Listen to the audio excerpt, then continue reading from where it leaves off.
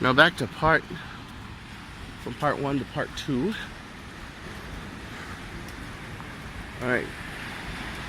Now these homes, they have all the way into your Point Dume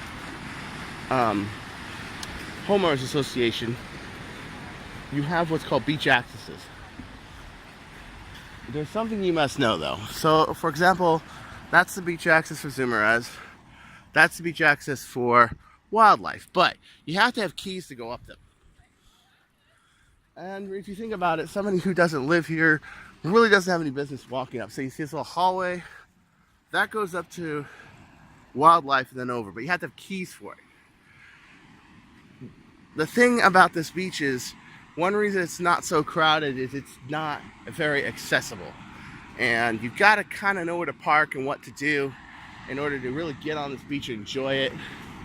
I even got a parking ticket last time I was here, because I parked somewhere where I parked for 20 years and never got a ticket. Well, it was no parking, but I never got a ticket. Well, I got a ticket. It was illegal. When they built these blocks, they put in these beach accesses and they gave all the residents keys so they can enjoy the beach. Over the years, they made this more accessible.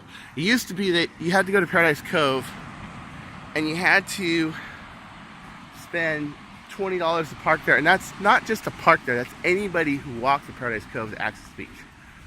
Now, of course, because all the way to the mid-high tide line, the beach is accessed, that was BS for Paradise Cove to do that. And then there's another structure on the other side known as the 99 steps, or as some of us call it, the ladder. Oh, wow, look at this. The sun's like behind the hill and it's low tide. It's rare. Usually this is like middle of the morning, beginning of the, like right after noon. It's kind of weird to see it this late in the day. So it does two things. One, it makes it so if you live on the beach, you can get to it easily. And two, it does limit how crowded it is. Yeah. But it is one of my favorite, it is my favorite beach. A lot more to see than sand and girls trying to outslut each other, which I like that.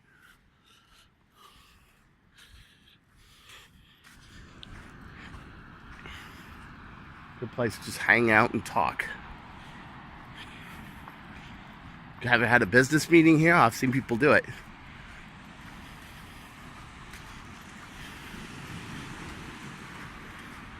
Walk by people talking about business and just walk on the beach. Just two guys in suits just talking. I believe one was an executive from Masuma, and the other guy I couldn't place. But the one guy, I overheard him from Masuma. Masuma is the parent company of Mitsubishi. And the other guy, I don't know.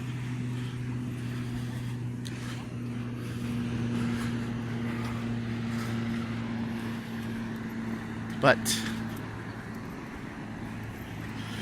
it raises a lot of controversy with some people, because people argue it's not accessible. But think about this, okay?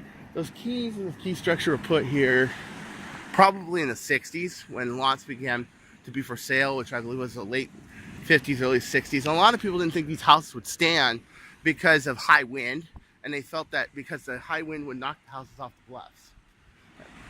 But it didn't. So when they built these homes, they were small little homes, and then other people tore down those homes, made bigger homes.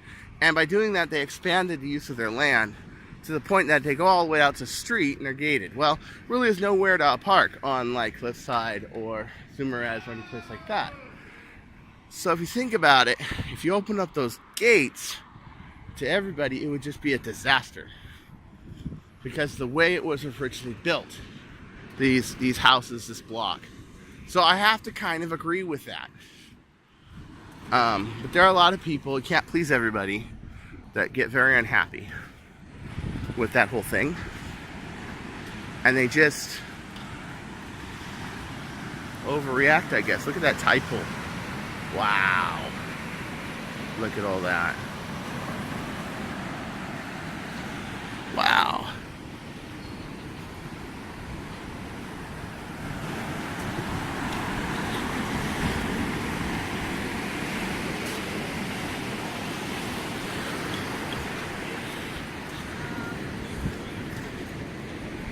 Okay, I'm entering the part of the block or another part of the beach where I'm really careful.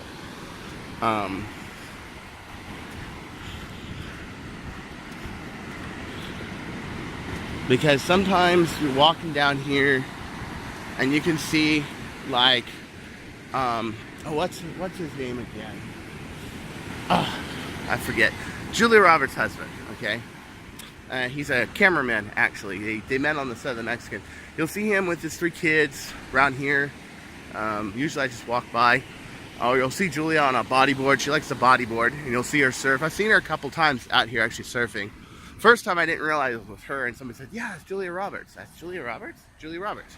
Because she's in like a wetsuit, and her hair's back, and so you can't really tell. So, once again, careful.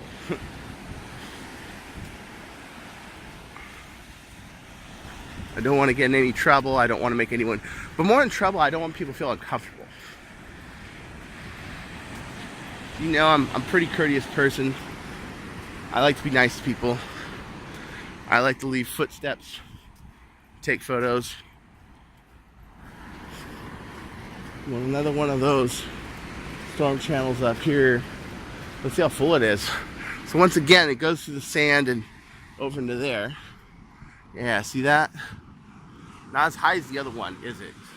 No, but the water comes in under the sand and into the ocean. Oh yeah. And this is natural sand, native to the area. This isn't imported like they do at Disney World or at Zagosa Beach in Singapore.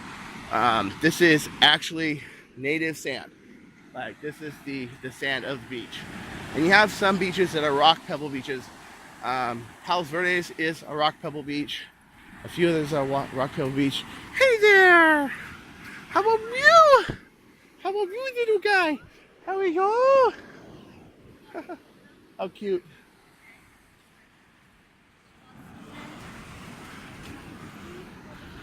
I know I usually don't like dogs all that much, but that dog was full of love. He just wanted to say hello. Oh yes.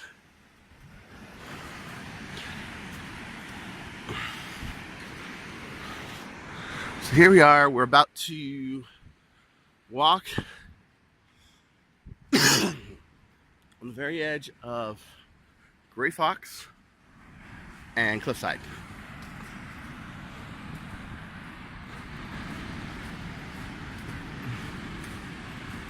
Okay, I'm not pointing camera that direction. If that's who I think it is. Okay. Nope, not Julia, but someone else. Yeah, okay. Saturday Night Live girl. Okay. Walk by. So. Let's get past that person, and I want to show you this. You know, I've seen that bench there as long as I've gone to this beach, and I've never seen anybody sit there. I kid you not, man. I have seen him that just sitting there empty. Okay, this is the area that when this tide goes all the way up to where the rocks end. Kid you not. And when it does, you have to pretty much walk through that unless you go above the rocks and you end up on this path right there that goes around it. Then you end up on that big rock up there and you're gonna walk down and back over.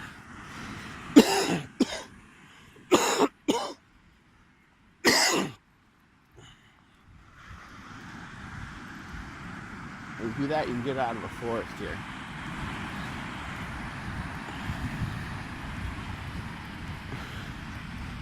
Okay. So here we have these little rock stackings here. Don't tear them down. Be polite. Be cool. A pretty place.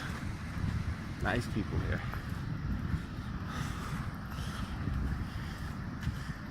They're trying to knock that rock down.